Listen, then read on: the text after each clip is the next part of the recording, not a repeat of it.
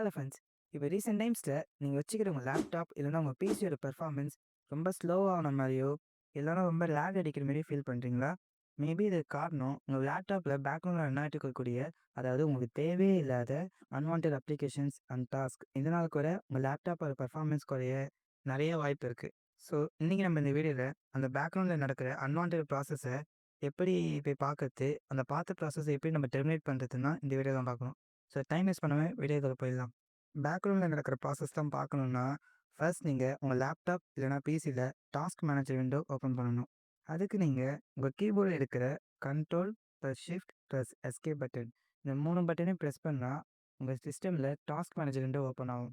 இது இல்லாமல் அதே உங்கள் கீபோர்டில் இருக்கிற விண்டோஸ் கீயும் ப்ளஸ் ஆர் பட்டனும் ப்ரெஸ் பண்ணால் ஒரு ரன் கமாண்ட் ஒன்று ஓப்பன் ஆகும்.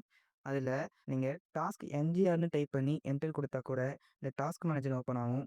இந்த மாதிரி ஷார்ட்கட் கீஸ்லாம் வேணாம். எப்படி டேரெக்டாக ஓப்பன் பண்ணுறதுன்னு கேட்டால், நீங்கள் சர்ச் பண்ணி ஓப்பன் பண்ணலாம். இல்லைனா டாஸ்க் பாரில் ரைட் கிளிக் பண்ணி டாஸ்க் மேனேஜர் இருக்கும், அதே நீங்கள் ஓப்பன் பண்ணிக்கலாம். ஓப்பன் பண்ணதும் ஃபஸ்ட்டில் இங்கே ஆப்ஸ்னு இருக்கும்.